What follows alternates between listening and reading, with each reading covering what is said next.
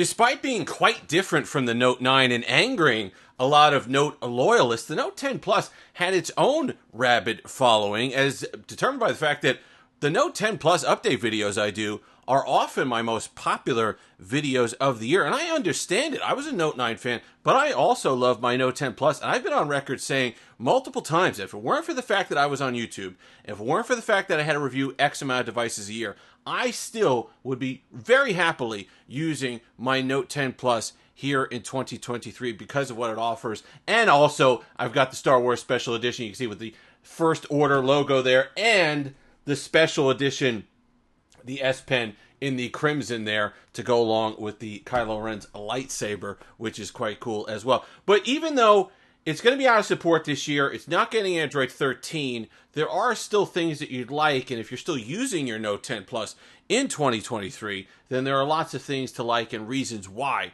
you'd want to hang on to one. Yeah, I'll look at, they usually range around $300. If you want to pick one up, if you're looking for a Note, if you're looking for an old school Note, if you're looking for something that still has a micro SD card slot, which is something you're not going to find. I'm going to do a comparison later in the week of this to the Galaxy A54 to kind of give you an idea of a similarly priced new mid-ranger and see what you pick up and the comparisons there. But this still holds its own for a lot of the basic computing needs. The concern is really going to be support and updates and software support and the fact that you're stuck on Android 12 with One UI 4.1. But let's talk about the other stuff that you get.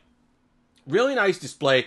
Quad HD, still stellar, even going on 4 years later. It's a quality Samsung panel. You know what they do with the displays, and this one is no different. 60 hertz, so that's going to drive some people nuts. Personally, I don't care. It's fine. One thing that is a hiccup for people is 4G LTE. I do believe there's a 5G version of this one that came out later on down the line. You could definitely check that out. I might be mistaken on that. I'll put a little notation if there isn't one, but I do believe there was a 5G version of this phone that came out. But like I said, Quad HD display, really nice. You have some of the waterfall edge going on here, but it is nice with the bezels and kind of goes seamlessly in. And it makes things like, even though I don't like it for the S Pen, it makes things like the edge panel a lot easier to get to if you just kind of pull it up from the side of the display. But no complaints there. Watching stuff, color saturation, YouTube, Netflix, everything is going to look fantastic. And before, because every video I do on the Note 10 Plus, I get this question. This background wallpaper is Space Cats. You go into the Galaxy store, you search Space Cats in wallpaper, and you will find this very cute black cat in space wallpaper. Performance, the Snapdragon 855 is definitely has been one of my favorite chips over the last few years and one of their better offerings in the last 10 years or so. I think it was a great blend of power and power efficiency. Still running well. Has it lost a step on some apps? Yeah, I do believe it has. I think there are some times where you see a little bit of slowdown, but for the most part, it's going to keep up. Look, Twitter scroll doesn't get faster than that. Instagram, stuff like that is going to be just fine. You're going to notice no problems with your 855. Web browsing, I got Samsung Internet. I got a video on that. I'll link that at the end. Samsung Internet works great on it. Stuff like that. eBay, I was just searching. Pokemon Go, simpler games are going to be fine. More taxing stuff, you may know a slowdown or two, but Reddit, Discord, WhatsApp, YouTube, name it. What are you using your phone for? This one is going to be fine with it.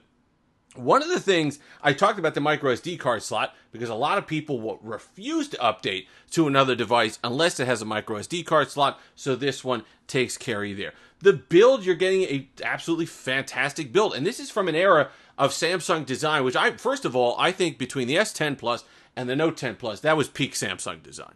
I like some of the stuff that they've come out with afterwards, but it gets a little bulky, it gets a little heavy. This is proof that you can make a premium feeling device with all the glass and all the power and a battery that lasts, but you could put it in a thin and light package. So this is a Note. It has an S Pen. You give up the headphone jack. Okay, this was the first generation, I believe, of Samsung devices that did away with the headphone jack, so that's kind of sad. But you get a lot of things like a nice thin design. Look, things don't have to be. So you could see the USB-C charging port there, and it's not much bigger than that. This is nice to hold, and it's refreshing from a period of time in Samsung design when not everything had to be 200 and whatever grams. You could get a nice device that's powerful and has all the premium build and still get a light build. Battery life was surprising. When I first left my Note 10 Plus, I was down to about, I would say 4.5 hours of screen on time. A lot better now. The discharge profile basically how this battery wears is a lot like an S22 Ultra to me. If you leave it all day, you're going to notice a mild drain. You're going to get, depending on light use or whatever, if you're just using it throughout the day, you're going to get that 4.5 hours over a long period of time. But much like the S22 Ultra, if you wail on it, if you use it a lot at once, it'll hold up. Like today, if I were to use this, you can see we're at 63% up there, and I've already used 2 hours and 28 minutes of screen on time. So we're tracking for well over 6 hours of screen on time, but I was using it heavily all at once. So if you do that, if you're a heavy user, it'll hold up to that, but over the course of a day, that's where you're going to see the battery fall off. That's where you're going to see the drain. So unlike a lot of devices just don't drain throughout the day, this is not one of those. You are getting a lot of the creature comforts that you'd expect from a flagship today, even though it came out in 2019. Wireless charge, reverse wireless charge, in-display fingerprint sensor, ultrasonic, which works quite well, which is really good. Camera, between the Note 9 series of devices, the S9 and the Note 9, that period, up until, when the transition happened, then you had a Note 10 Plus, there was a big leap forward in camera technology.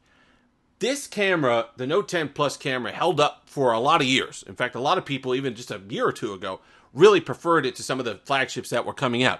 Now, I think with all the computational stuff and the extra stuff that the newer processors are able to do, and you add in whatever AI stuff they're doing now with photography and the larger sensors that they're really starting to put in these phones, now you're starting to see your Note 10 camera lag behind some of the offerings like on the S22 Ultra and the S23 Ultra.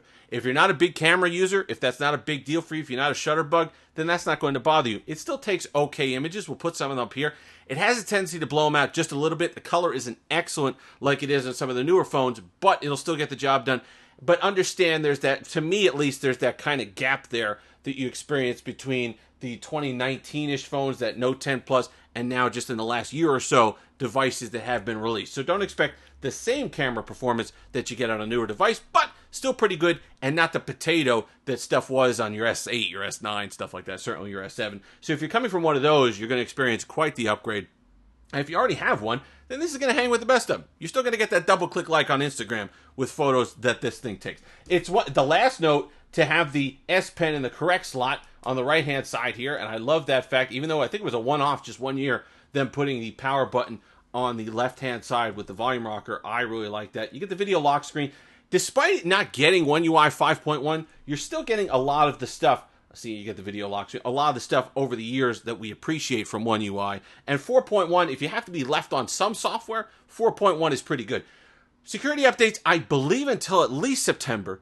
They may move it to a slower cycle after that. They got that like 3-month cycle or 6-month cycle. I think it's bi-monthly right now until September of this year. So there's still some security left there. After that, is it going to fall off a cliff? No, because Android 12 is still going to be supported by the Play Store and a lot of your favorite apps for a good long time after that, at least a couple years, if not longer. So I do believe it's not going to be an immediate security risk if you want to pick one of these up. But if you're not somebody who's a fan of mid-rangers, if you're looking for some of those premium features that flagships even years ago have had for years and you could pick up at a decent price, then you might want to take a look at these. They have some excellent colors back when Samsung put color. If you can get that Best Buy exclusive Aurora Blue one, the Aurora Glow, there were a lot of nice, or Aurora Glow I think it is, there were a lot of nice colors and interesting features on this device for the Note 10. It even has that, back when Samsung was still putting that, I guess that was for your heartbeat, your pulse, or something like that. Those sensors that they had on there. You get some extra things that you don't get on the flagships for Samsung today, but overall, I still think it's an excellent experience, and like I said, I would absolutely still be using it. You get most of the S Pen features that you'd want on a flagship today on your S23 Ultra. You still were getting on your Note 10 Plus. So, if you got one, hang on to it. You're okay for another little bit, and you know why you like it. You love your Note 10 Plus, and there is a lot to love here. And take it from me, trust me, if I weren't on YouTube, this would still be the phone that I would be rocking every single day. In fact, I'm going to do another video on this later in the week to give me an excuse to keep my sim in this a little bit longer. If you've made it this far, like, comment, subscribe, all that fun stuff. Until next time, have that delicious day.